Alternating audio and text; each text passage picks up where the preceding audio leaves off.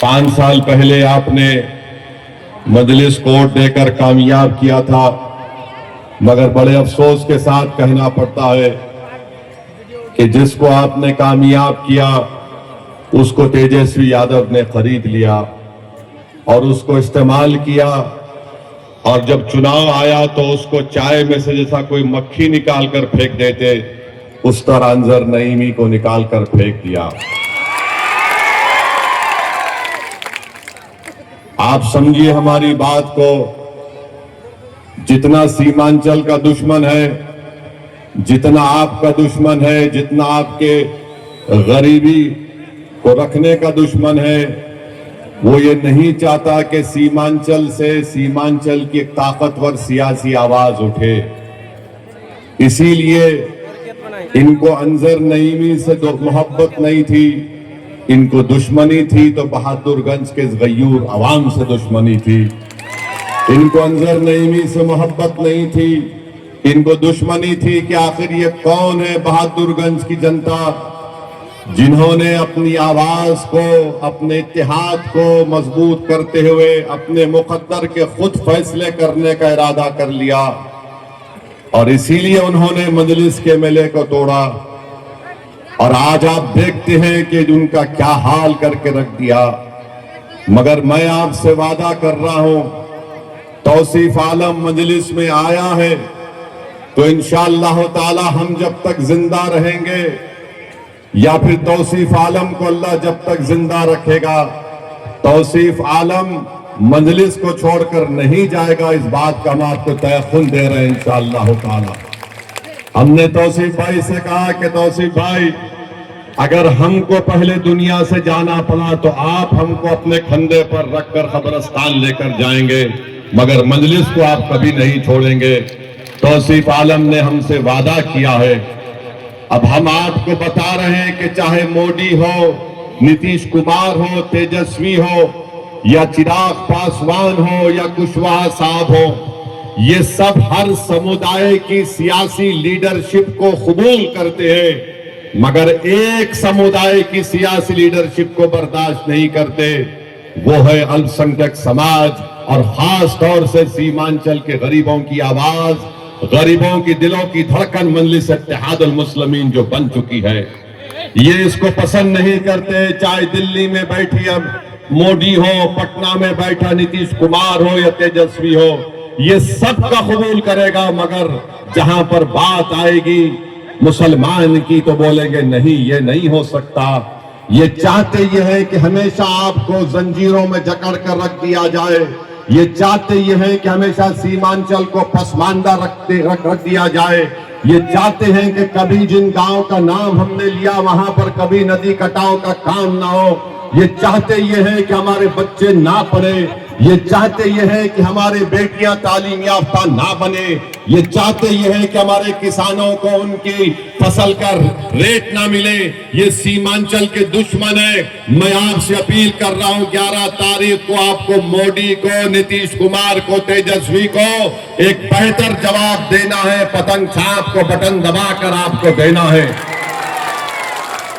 सीमांचल की एक आजाद आवाज जरूरत है। याद रखो, जब आप और हम मिलकर सीमांचल जिंदाबाद का नारा लगाते हैं तो उसका मतलब यह है कि जिंदों की सरजमीन है, ये मुर्दों की सरजमीन नहीं है। ये जिंदों की सरजमीन इसलिए है कि उन्होंने मजलिस का हरा परचम थाम लिया।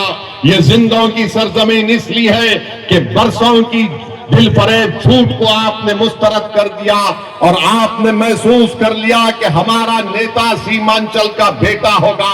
कोई पटना में बैठने वाला जालिम सीमांचल की आवाज को ना समझता है ना बोल सकेगा। अगर आप तौसीफ आलम को छोड़कर और दूसरी पार्टी के उम्मीदवार को डालने का सोच रही है तो याद रखिए, जिसको सुनाई नहीं देता तुम्हारा गम, जो तुम्हारे आंख में आंसू है उसको देख नहीं सकता, जो तुम्हारी नाइंसाफी को अपनी नाइंसाफी नहीं समझ सकता, बहादुरगंज की जनता, सीमांचल की जनता वो तुम्हारे वोट का हकदार नहीं है। वोट का हकदार वो है जो तुम्हारी तकलीफ को अपना तकलीफ समझे, जो तुम्हारे आंसू को अपने आंसू समझे, जो तुम्हारे बच्चों को देखकर अपने औलाद की तरह उनकी तरक्की के और स्कूल का इंतजाम कर सके, जो रिश्वतखोरी का भ्रष्टाचार का खात्मा कर सके, जो नदी कटाव का काम करा सके, जो सीमांचल के किसान को इंसाफ दिला सके, जो सीमांचल के नौजवानों का मुस्तकबिल रोशन करे। ये काम अगर कोई कर रहा है तो ओवैसी और मजलिस इत्तेहादुल मुस्लिमीन कर रही है। मोदी सीमांचल को आकर घुसपैठिया बोलता है। बताओ, क्या आप बांग्लादेशी हैं? क्या आप नेपाली हैं?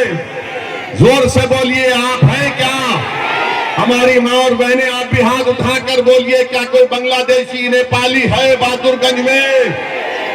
ये मोदी कहता है। और तेजस्वी क्या कहता है हमको? ये चरमपंथी है ओवैसी। यानी मोदी, तेजस्वी का बड़ा भाई मोदी हमको घुसपैठी बोलता है, तेजस्वी हमको कहता है चरमपंथी है। तो कौन चरमपंथी है लालू परिवार के निगाहों में?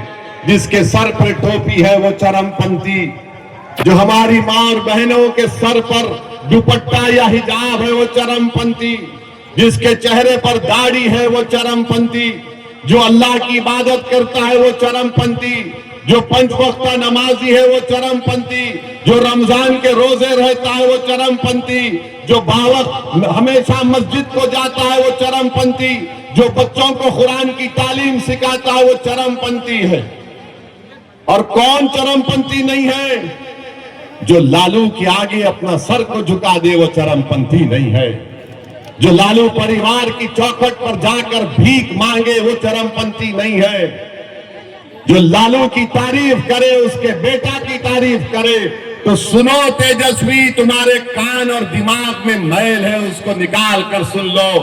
अगर अल्लाह की इबादत करना चरमपंथी है, रसूलुल्लाह सल्लल्लाहु अलैहि वसल्लम से दुनिया की हर चीज से ज्यादा मोहब्बत करना चरमपंथी है, तो सुन ले तेजस्वी, हम चरमपंथी कहलाने को तैयार है, मगर अल्लाह उसके रसूल को छोड़ने को कभी तैयार नहीं है। तेजस्वी ने ओवैसी को चरमपंथी कहकर आप तमाम की तौहीन की है, हमारी मां और बहनों की, हमारे बुजुर्गों की, हमारे गयूर नौजवानों की। अरे मैं 5 मर्तबा का सांसद हूं, मुझे 2 मर्तबा बेहतरीन सांसद का अवार्ड से नवाजा गया, मैं 2 मर्तबा का विधायक हूं। आज बताओ ये कौन सी जबान में तेजस्वी बोल रहा है? बोलो प्रोफेसर, जो तुम आज तौसीफ आलम के पास 5-5 पार्टी का पानी पीकर तुम आज हमसे मुकाबला करने को आ रहे हो। तुम जिसको मुख्यमंत्री बनाना चाहते हो वो 17% बिहार की जनता को चरमपंथी कह रहा है। बताओ सीमांचल की गयूर जनता, बताओ बिहार की 17% अल्पसंख्यक समाज के मुसलमान, क्या तुम चरमपंथी और घुसपैठी बोलने वालों को वोट दोगे? क्या तुम चरमपंथी और घुसपैठी वालों को वोट दोगे? अगर नहीं दोगे तो फिर 11 तारीख को पतंग छाप को कामयाब करना है, और आप कामयाब करेंगे इंशाअल्लाह ताला। सुन लो मोदी, अमित शाह, नीतीश कुमार, चिराग पासवान और तेजस्वी, मजलिस के लीडर को गाली देने से तुम ये समझ रहे हो कि हमको कुछ फर्क पड़ता नहीं पड़ता। अल्लाह हमारे दिलों का हाल जानने वाला है। सुनो तेजस्वी, सुनो नीतीश कुमार और मोदी, सीमांचल के हर घर में मजलिस का पतंग छाप का पैगाम पहुंच चुका है।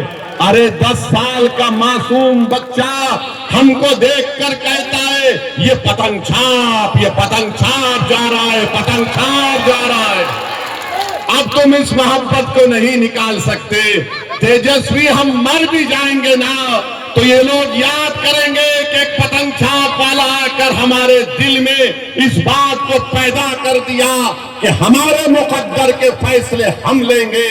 एक पतंग छाप का नाम लेकर आया जिसने कहा कि अगर 14% के लोग 15 साल मुख्यमंत्री रह सकते हैं, लोग भी मुख्यमंत्री बन सकते हैं। इंशाअल्लाह ताला आपके बार मुख्यमंत्री सीमांचल का बेटा बनेगा इंशाअल्लाह ताला। लड़ाई उप मुख्यमंत्री की नहीं है, लड़ाई मुख्यमंत्री की है। हम आगे बढ़ेंगे और कोई हमको रोक नहीं सकेगा। और तेजस्वी याद रखो, तुमको पता चलेगा चरमपंथी के माने क्या है। तुम जितना गाली देना हमको गाली दे दो, मगर असदुद्दीन ओवैसी को सीमांचल की जनता से मोहब्बत करने और उनके लिए काम करने से अगर कोई चीज रोक सकती है तो मेरी मौत है और कुछ नहीं है। और सुनो तेजस्वी मोदी, और ये जो कांग्रेस का एक नेता बोलता है हमारे बारे में, अरे तू डरता होगा मौत से, मैं मौत को बगलगीर करने को तैयार हूं। तू तैयार है बता? अरे मौत तो सबको आनी है, सबको जमीन में जाना है, मगर तुम में और मुझ में फर्क ये है कि जब तक जिंदा रहूंगा शेर की तरह फाड़ता रहा और फाड़ता रहूंगा इंशाअल्लाह होता। मजलूमों की आवाज बनता हूं, कमजोरों को अपनी आंखों में मजबूत समझता हूं। ये मंजलिस का पैगाम है। तो 11 तारीख को पतंग छाप पर बटन दबेगा। पूरा बहादुरगंज में 1 लाख पार होगा तौसीफ आलम, 1 लाख पार होगा तौसीफ आलम इंशाअल्लाह ताला। आपसे उम्मीद करते हैं, आपसे गुजारिश करते हैं, अपने इत्तेहाद को मजबूत रखिए। बहादुरगंज की जनता, सीमांचल की जनता, एक एक और जो पतंग छाप पर पड़ेगा वो हमारे हौसलों को बुलंद करेगा। वो जवाब होगा तेजस्वी को, वो जवाब होगा मोदी को। अपने इत्तेहाद को मजबूत करिए। तो लगाइए नारा हमारे साथ, सीमांचल की जनता जिंदाबाद, बहादुरगंज की जनता जिंदाबाद, बहादुरगंज